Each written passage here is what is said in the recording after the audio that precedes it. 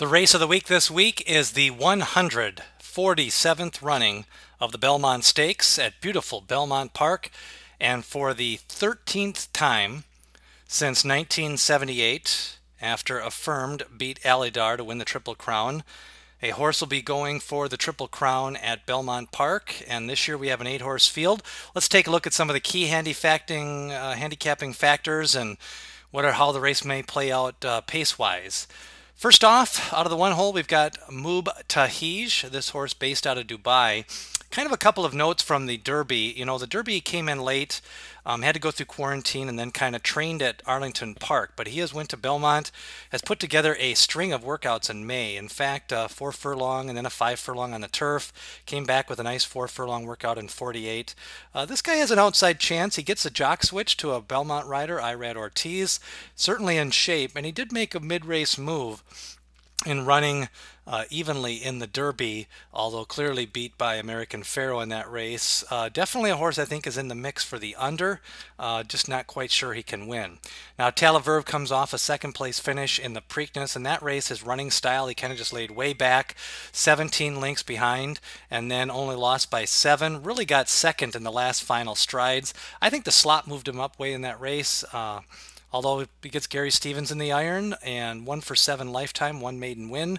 So I guess we'll see if he can kind of continue that form progression. It worked out well the other day and should get the distance, although Talavicati was more of a miler. He gets some stamina from the mare's side with Unbridled and the mare on this horse. So possibly for third or fourth, but I'm not seeing even less of a win threat than Moob Tahiz on Verb. Made from Lucky is kind of interesting. Has faced American Pharoah twice this year, both times in Arkansas, lost by 6 and 9 lengths. I thought he was a little bit distance challenged in those races, but then he came back and won the Peter Pan Stakes, got a chance to face some fast fractions, ran on the outside of the racetrack, did run in a 5-horse field, and definitely goes up in class off that race. Probably best case scenario here, he sits third or fourth and just tries to maybe hope that Pharoah doesn't run his A race, but I'm not sure that he wants all of a mile and a half.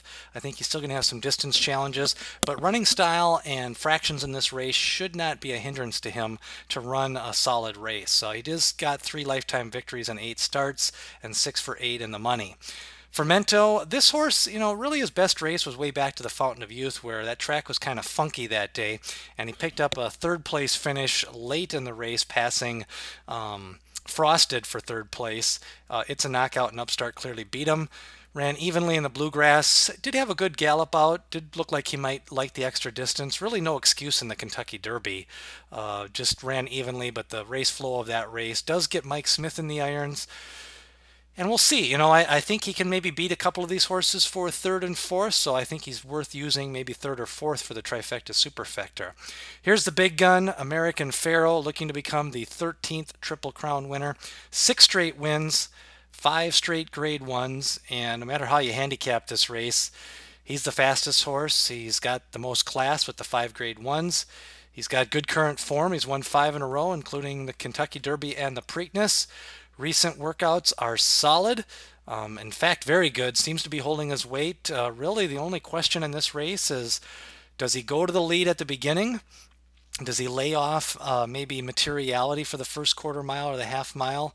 You know, I'm expecting 48 for the half, maybe 112 and change for 6 furlongs. Pedigree's already been suspect, but you know what? Once a horse outruns his pedigree, like California Chrome did last year, then pedigree's kind of really pointless. I mean, if you're going to go by his pedigree, he went to won the 5 Grade 1s and he went to won the last 2 races. So at this point, he's holding form. He's the fastest horse in the race, and I think he's going to put on a show. I think he's going to open up on the turn and win this race by 4 or 5 lengths. I think really the money to be made here is possibly in the exacta. So American Pharoah is the choice. Frosted, you know, he can track from 3rd, improved in his form cycle. He had the throat surgery in late February, early March, and he really has turned it around. His wood got a nice high speed figure of 107, came back and ran evenly and was closing in the Derby, ran a little bit wide. You know, he was closing ground down the lane, but it was facing clearly better horses in there.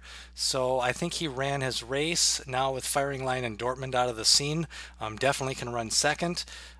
Mayor brings a strong stamina influence and deputy minister, and Tappet can at least get you a mile and eighth, plus Tappet sired the last winner of last year's Belmont in Tonalist. So Frosted definitely probably my second choice to win if Pharoah were to somehow stub a toe, but definitely worth using in the exactas when we look at some wagering options later on.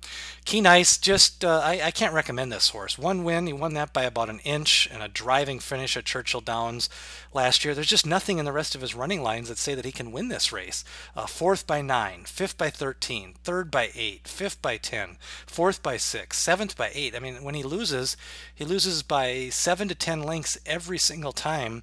And I just don't think distance is going to make any difference. I just think he's outclassed. I think he's slow. Not sure he wants a mile and a half, and I don't see the form circling around or changing in this race. So definitely cool on Keen Ice. Materiality, got a couple of nice workouts, skipped the Preakness. Todd Pletcher almost stole 3 Belmonts. He came in second place 3 times with long shots, Stay Thirsty, led all the way around and ran second to Ruler on Ice.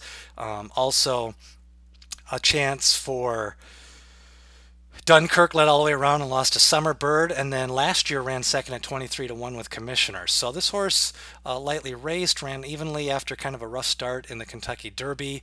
John Velasquez gets back on him, who won with him 3 straight times. I'm not sure, if he tries to win the race, I think that could compromise his chances and he could fade late. If he tries to stay from second, I think Pharoah can kind of skip away from him on the turn. So I think his best race would be to get aggressive. I think he may have the lead after the first quarter of a mile, maybe even the half mile. Not sure, because I think Pharoah's going to be aggressively spotted in this race. But he's another that if he gets by with 112, 113, he can take this field a long way. So Materiality has definitely got some long-term potential. Definitely a horse that you may want to consider on a few backup tickets. How I'm going to play the race, I think it's a straight exacta race. Put the skates on and let it roll.